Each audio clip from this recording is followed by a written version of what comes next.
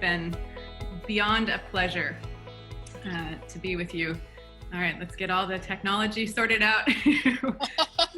Things are shifting, and all right, I think I will go ahead and share a screen and then respond more fully. So thank you again, Michelle. That was really warm and wonderful, and it's been amazing to collaborate with you over these months, and especially this week, this intense week.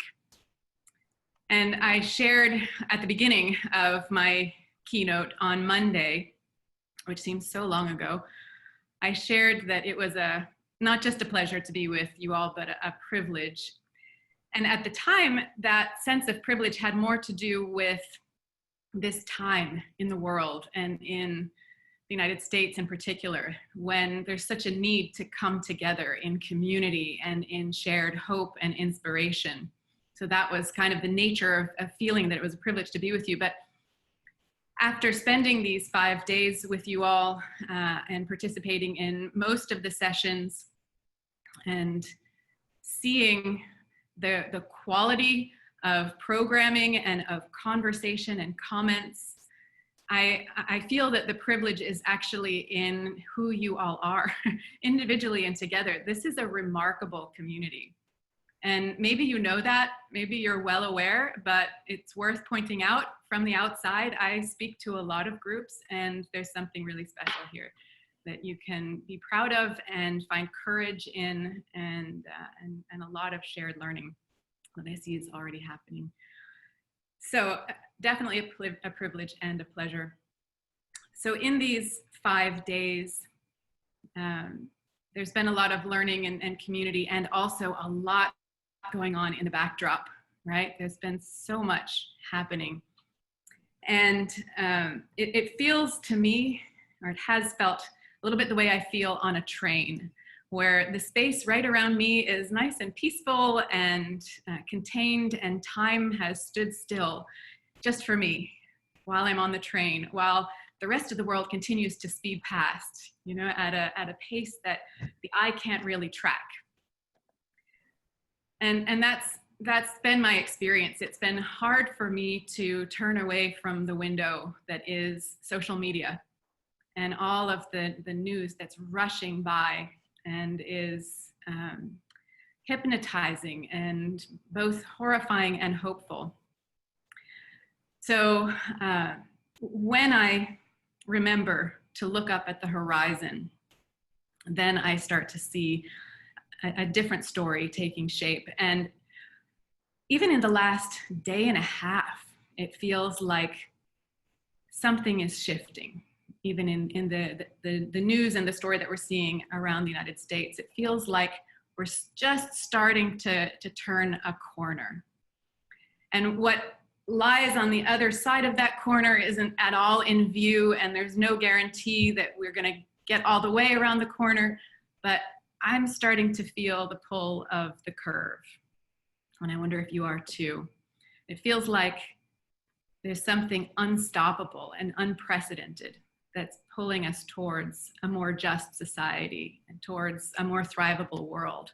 So that ratio of horror and hope is starting to lean more towards hope in just these last couple of days.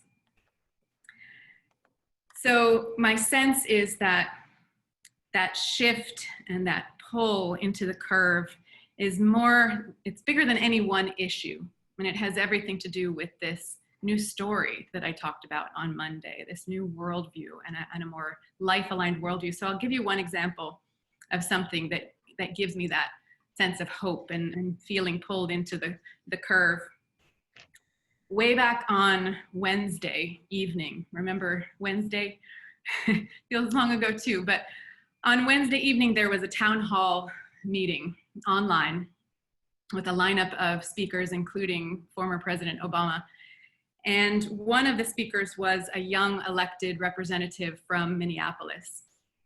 And he talked about the need not only to reform policing, but to transform it. He talked about the need for radical reimagination. And he offered a question that I found so provocative. He asked, what if What if we don't need policing? What would that look like in a world where we didn't need police anymore? But instead, what if we could create the structures and systems to support community health and safety? What would it look like if we went in with that intention, with our design of our community?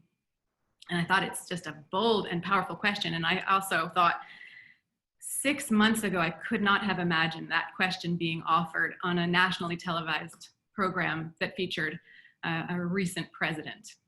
So that's part of what gives me the sense that we're leaning into the curve and moving into a new story. So this kind of bold reimagining is exactly what I've been talking about with this concept of thrivability that I talked about on Monday. It's imagining what it would look like if the explicit purpose of our organizations, of your work, were to cultivate the fertile conditions for life to thrive, for workers, for citizens, for organizations as living ecosystems embedded within a living biosphere. What would that look like? What if we recognized that it doesn't really end well when we try to predict or force or even police every outcome through command and control as the machine story tells us that we should? But instead, what if we created the fertile conditions for life to self-organize? What if we could trust in our own learning and our own relationships in our community? Aaron and Sarah in the previous session helped those who participated to craft a personal theory of change. So what if we had a collective, not individual, but collective theory of change that helped us shape every project as a practice ground for a more thrivable world, and every community? And what if we could craft every project, every organization, every community as a space for life, as I said on Monday, a space for reimagining ourselves and our world in an ongoing individual and collective practice of deepening in wisdom and in the ability to sense what's needed and to respond with effective action. So in my keynote, I shared a framework of things to listen for throughout the week. These are the signposts and signals of a more thrivable world that's already here if only we know where to look and what to cultivate. And oh my goodness, there were so many connections throughout the week with the things that I shared. And Michelle and Molly, you and I remarked at that many times. Wow, that was really beautifully aligned. We couldn't have planned it better, or maybe that's exactly what you did, but well done. So there's a famous saying that the future is already here, it's just not evenly distributed. And so I'm leaving this conference with the sense that it may not be evenly distributed elsewhere, but it's beautifully sprouting in New Hampshire. You've got, you're in truly good company, as the NHBSR logo says, truly good company, and you have much, if not all, of what you need to build a more thrivable New Hampshire right here. So we have just a little bit of time left together this afternoon, and I think it could be helpful to look back at those signals and signposts that I shared on Monday, so that, and to identify where we saw them and where we heard them throughout the week. If we don't do that, then the risk is that we all leave with a grab bag of best practices and best principles and other people's stories of what worked for them, when the real thing that we want to notice is that we're on a shared journey together, and that we're actually in the process of radically reimagining everything. And ultimately what we want to do is get better at understanding those underlying fertile conditions so that we can learn to tend them in our own ways, and so that we can learn to hone our own practice of stewarding life. So I want to go back to those 4 fertile conditions that I shared, life's universal design principles, I also call them. These are the fertile conditions that are present in any living system, including a forest, or our bodies, or an organization, or a community. These are the things that we have to cultivate if we want to enable life to thrive for people, for organizations, for communities, for the biosphere.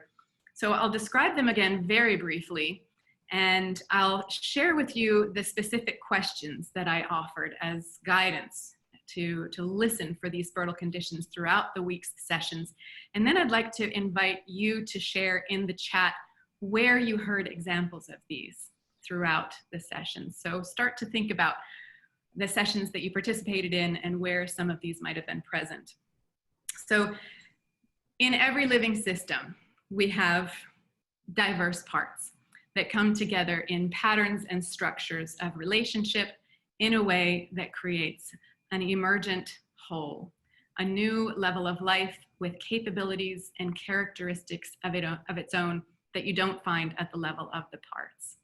And that's the magic that we're after with any living system, any project, any community, that the whole is greater than the sum of the parts, right? That's the magic that we want to enable. So what enables the magic to happen, what powers this whole process, is life. It's whatever spark it is that animates us and makes us alive. It's the difference between us and the machines around us. And life elegantly integrates diverse parts into patterns of relationship in a way that creates an emergent whole. Anything that is alive, as we are, as our organizations are, is inherently self-organizing, self-generating, self-integrating, self-healing, because it is alive. And anything that is alive is inherently learning and transforming. So these are life's natural patterns, unless we get in the way of them because our story tells us something else, tells us that we should.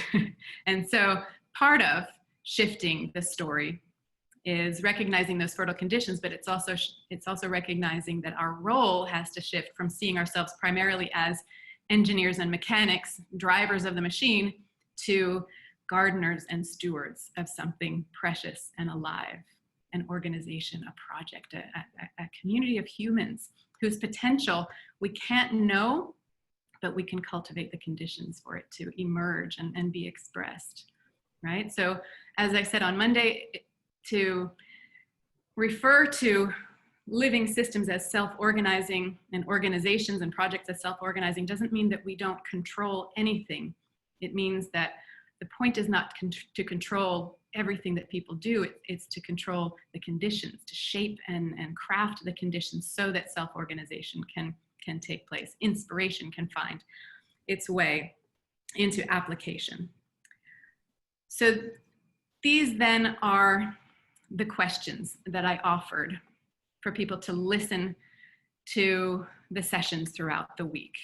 So for example, where in the various sessions that you participated in were individual people able to bring the best of themselves and to feel deeply at home in their work, in their community, and in their bodies?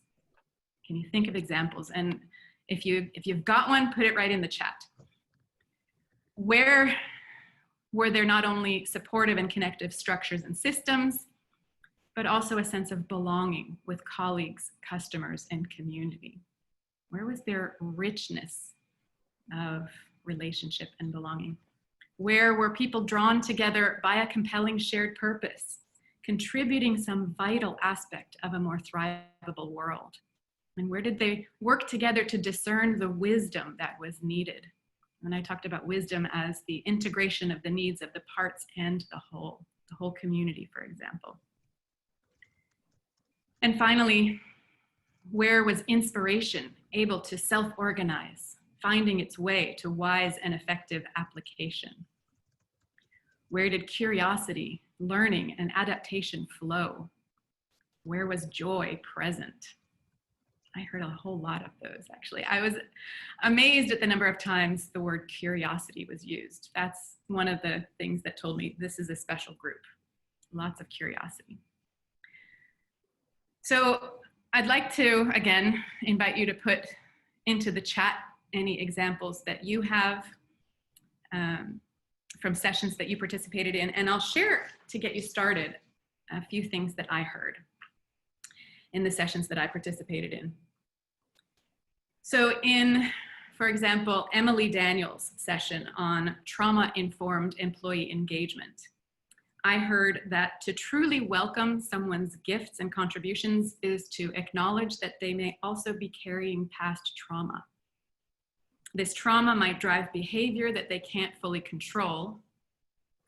And what I understood from Emily is that the most appropriate and effective approach to this kind of trauma-induced behavior is to create as much physical and psychological safety as possible. So in other words, it's to ask, what could help each of us to feel deeply at home in this work and in this community and in our own bodies, right? And in the mechanistic story that we're all working to move away from, this wouldn't have been taken into account. Right? A worker is just a resource to be entered into the machine as is, without further consideration. So kind of along similar lines, Sally Craft's session on social drivers of health. In that session, I heard growing recognition that people are whole, complex, living beings, and that organizations exist within whole, complex communities. So that, again, tells me that organizational purpose is necessarily embedded in and informed by community and context. And this is something that the machine story would never have recognized, but a story of alignment with life can embrace. Life is inherently complex. So it invites us to see and embrace the complexity around us. In the C-suite panel of 5 organizational leaders, I heard 4 themes, 4 conditions that each cultivated before the pandemic hit, that then supported them and helped them to navigate once the crisis had hit. 4 conditions, can you imagine what they could be? So the first was to accept and embrace people as they are. Take each person as they are. And this was, in one case at least, well supported by a structure of employee ownership that had already really baked in this kind of honoring and respecting each person for their role and their contributions. The second theme that I heard across all of their stories was that they cultivated patterns of belonging and care for each other with transparent communication at the core. That probably came through the most loudly, the most strongly in the stories that those 5 shared. I also heard each of them talk about what one called an intense sense of mission. This is what holds us together, right? Even through crisis. And the fourth thing I heard, or theme, was a culture of experimentation and adaptation and learning. And in 2 cases, they talked about how that was well supported by keeping money in the bank and taking on minimal debt. So it's kind of interesting, the things that support us, that create the fertile conditions for these characteristics and design principles to be true. Let me pause and see. I can't see the chat, and I wonder if somebody could share if there are some stories being shared in the chat. If I do, then I close my screen sharing. So Anne shared that there's a shared interest in nature expressed during a breakout session yesterday with the Global Roundtable group. Marianne shared that the journey of your organization should revolve around the story of the people involved. This will invite connection and community, and in this, connection is growth. Nice. Heather shared so much of what the panelists shared in Leading Through COVID, which is the panel you were talking about, talked about people bringing their best selves, best of themselves, and adaptation. Exactly. Deb also shared that Erin and Sarah, as we got to explore ourselves as parts, connecting to a whole with what sets it ablaze with energy and passion. Also from Deb, belonging. Every time we got to share with each other, we got to find common ground and at the same time, fresh perspectives to take into the self and incubate.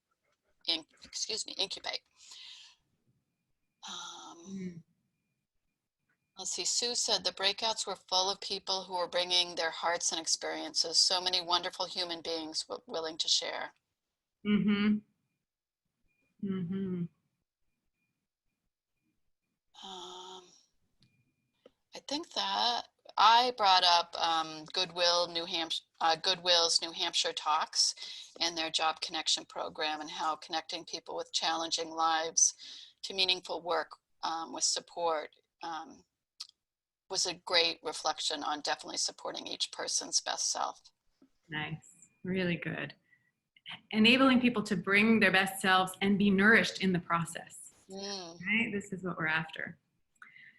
So in that C-suite panel, what I came away thinking about was that in cultivating each of these 4 conditions, what they had created was what I think of as a field of alignment.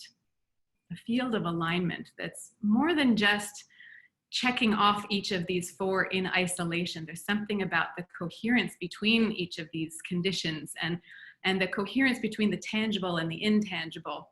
So I think about it sort of as a field. And I shared that with Michelle and Molly that evening. And then the next afternoon, Lori, in the shared leadership session, started out by talking about the importance of cultivating a social field.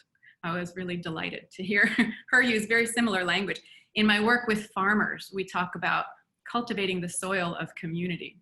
You know, there's something about this space between us that we can actively cultivate together that's more than just the tactics and the tangible. And when we do that work of cultivating the space between us, then that's when the magic really starts to happen. So Lori also said that, these are her words, shared leadership is the pathway to becoming a transformational learning culture. Shared leadership is the pathway to becoming a transformational learning culture. And I would add to that, to be alive is to be learning, right? And together with all life around you. And to be learning is to be transforming. So very aligned with her views. What she called shared leadership, I would just as easily call shared stewardship. And her 4 pillars, not a coincidence, I think, her 4 pillars of shared inclusive leadership look to me a whole lot like these universal design principles of life that I share. So in my paraphrasing of her pillars, she talks about honoring the humanity in each of us. She talks about cultivating an equitable space of relationship and shared practice between us. She talks about coming together in wholeness. And then she talks about, in all of these ways, supporting the self-organizing emergence of collective wisdom. So I think we might be onto something. It keeps popping up, which has been my experience over the past 20 years. And that's a story that's in the book about how that kind of freaked me out at first, and I thought I was imagining things. But I think this is how life creates itself, and how life activates its urge to connect with other forms of life in order to create new levels of transcendence. So in Hanover Co-op's session on community stewardship, there was a wonderful string of stories that one of the presenters described as an individual employee's observation of a problem and a willingness to apply leadership to the solution. And every single one of those stories had the whole shebang, had all 4 things going on, and magic resulted. So it had passionate individuals bringing their best contributions. Every story had trusting relationships supported by conversations and partnerships. Everyone had commitment to shared purpose, and everyone had a curious learning orientation with simple guidelines that supported individual autonomy. The guidelines were important, but in support of individual autonomy. So one detail stands out for me in particular in the Hanover session. The co-op consists of several food stores and 2 auto mechanic shops. And so at one point, one of the mechanics noticed that a large number of customers, and on a regular basis, were not able to pay the full cost of their repairs, and therefore had to compromise on safety significantly. And he wanted to figure out what to do about that. And he said that he had this idea that was just kind of niggling at him. and it wasn't fully formed. But he said he took a full year and a half. It was just there. And he, again, my word, he was kind of noodling on it and just thinking and percolating. And then the time felt right, and he reached out to Emily, who was speaking on the panel, who's one of the stewards of the co-op. And they put their heads together and noodled some more and realized that they needed another resource within the community. They reached out to somebody who works at a community services organization that helped people in need. And together, the three of them, and presumably others, were able to create a voucher program so that people in need are able to get 100% of the cost of their car repairs funded. So it's a fabulous success story. What stood out to me was this patience of waiting until the idea is ripe and ready. There's sensing what's needed, and then there's also, as part of the practice of stewardship, there's sensing when it's needed and when is the right moment. This is part of the practice of discernment and sensing when to reach out to others so that the idea can be more fully developed. So I really appreciated hearing that it wasn't a very easy, quick A to B solution, but that there was discernment and there was noodling. I think life noodles and gathers resources and ideas and then notices when the conditions are ready to move forward. Do we have any other examples before I move on? That's the extent of what I would share, though I heard even more richness than that. I think that's it, Michelle. Okay, that's plenty. I hope that you see that this is a fertile community. This is a rich and wonderful community in which you are living out that emerging story, at least the early stages of this story, in which the purpose of our work is to cultivate the fertile conditions for life to thrive. And our projects are designed to shape, to be a practice ground for a more thrivable world. What I hear in the stories that you share, and what I see as a need in the world, is that our organizations are serving as the new commons in a way. You know, where else are we going to come together to address these problems that are bigger than any of us? At the end of my talk on Monday, there was one person who said, yeah, this is good, but what about democracy? And what about the economy? What are we going to do about any of those things? And these are good and appropriate questions. So where are we going to do that work? And it seems that our organizations offer us a space of commons to reach out in shared noodling and collaboration and practice, the practice of stewarding.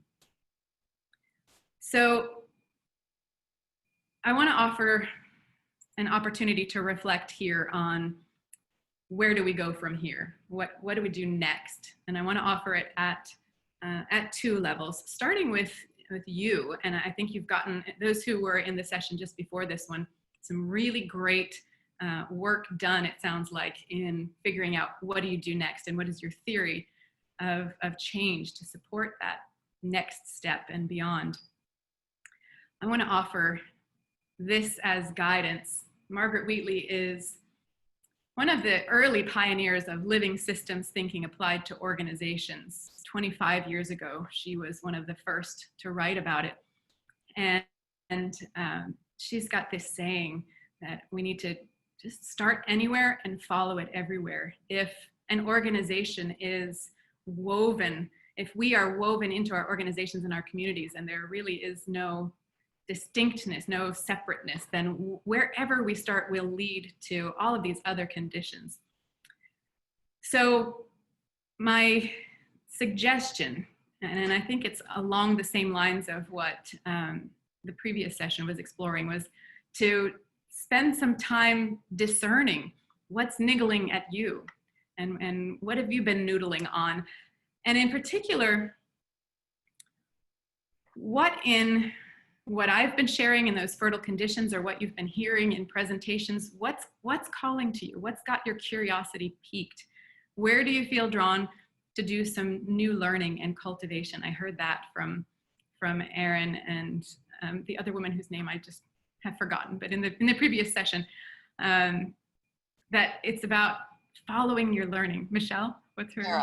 Sarah, thank you. Erin and Sarah were sharing and encouraging people to approach it as learning. So where do you feel drawn to do some learning and cultivation in your work?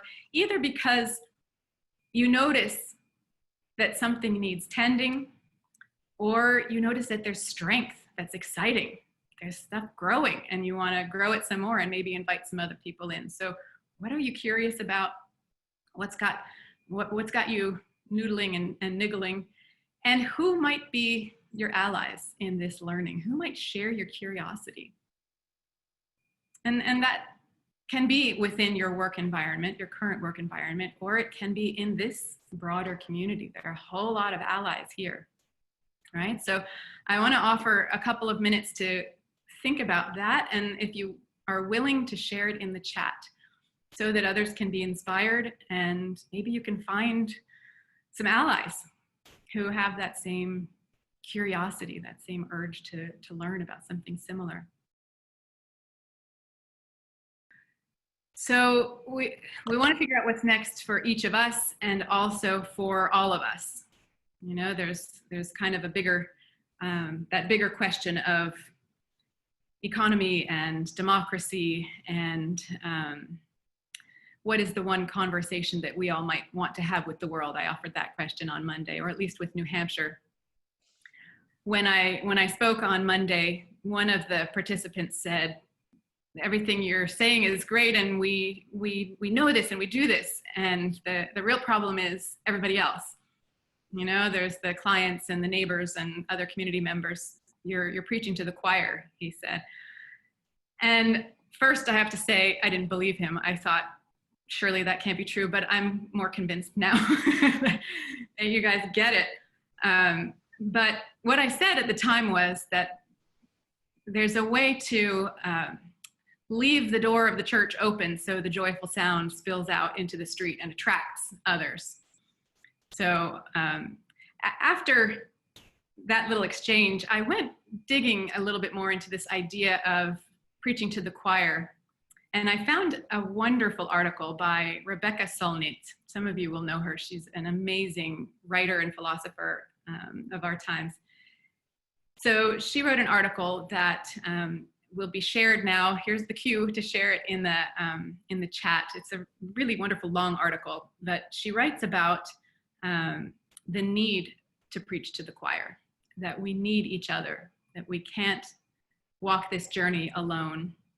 And at the same time, she says that we shouldn't ignore those who are not in the choir, those who are not true believers yet, you know, or in this journey.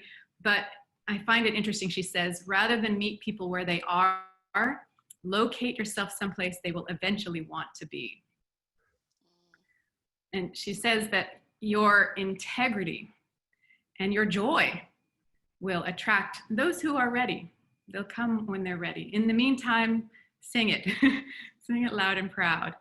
And they'll come when they're ready. So I really liked this idea that we don't have to meet people where they are, but we can locate ourselves someplace they eventually want to be. And my suspicion is that more people are more ready than we think. And that's part of this feeling the pull of the curve, you know, that we're having conversations that we couldn't have 6 months ago. And that's been my experience this entire pandemic crisis. I'm able to have really profound and exciting conversations that I wasn't able to before. So sing it. Leave the church doors open. And one other observation is that there wasn't a single one of the stories I heard over these 5 days where there was one hero, one person who did it all, right? Everyone was a story of community and co-creation and collective stewarding. So we need the choir. We need each other, clearly. So my next question is related to this idea of valuing the choir, and it's kind of asking which specific choir do you feel drawn to? We've got the NHBSR choir, and are there sub-choirs within it? You know, because every part of our society needs to be reimagined. Not only how health and safety of community is stewarded, how police is reimagined, or the police force, but healthcare and education and governance and what it means to be a contributing member of society. All of these need reimagining. So I wonder if you would give a few minutes of thought also to this bigger idea. What's the radical reimagining that you feel drawn to be part of in your community? And who might be your allies in this emergent learning? Who else might share this curiosity? So where is that noodling and niggling happening? These are such funny words. Where is that happening for you? You know, that you keep noticing it, as that auto mechanic did, that somebody ought to do something about that. Or if only we could rethink that aspect. You know, do you feel drawn to some aspect of what needs to be radically reimagined? So this is the slide that I closed with on Monday, and I'll offer it to you again. This new story, this new way of thinking of our organizations and our communities is a quest, and everything is at stake. Everything is at stake, really. It couldn't be more dire and also more full of potential and wonder and possibility, this moment. It's a hero's journey, a choose your own adventure story. The challenges we face in our organizations, in our communities, and in the world call for nothing less, and our own hearts crave nothing more. And what we heard in every single story during this week was that this approach, this story, these methods are not only more fun, but they're more effective, right? There wasn't a single story that was kind of grumbly and sad. They were all stories of meaning and purpose and belonging and impact, right? So there's every incentive to go forward in learning and in community to live out this quest for every organization and community to be a practice ground for a more thrivable world. So I will leave it at that. We've got 9 minutes left, and we can have an open discussion, and I would love gratitude to Michelle and Molly and the board, most of all, who have done so much. It feels like we should take the time for that. And so I would open the microphone for whatever you would like to share. And in particular, I would invite some expressions of what you have found valuable and meaningful over this week.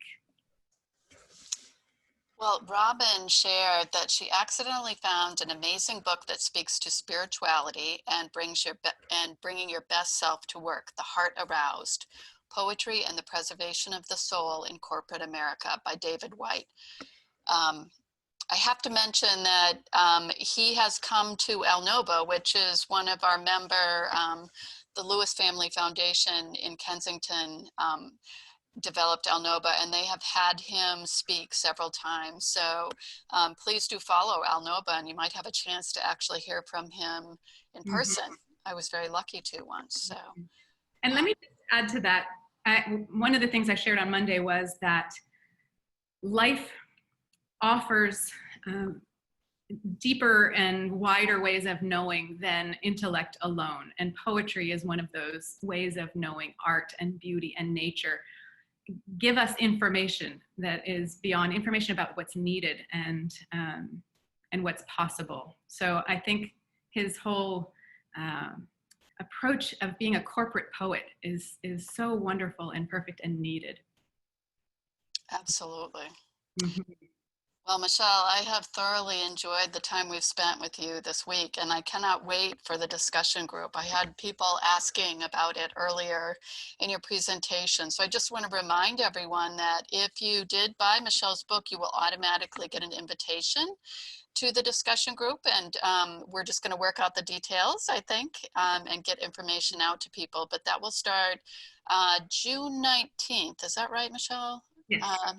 Okay, so we will make sure if you haven't purchased the book that we'll get the book out to you right away so that you have the opportunity to be able to read it before we start. But I feel like we are going to have some great conversations during those discussions. So very much looking forward to it. Thank you. I am too.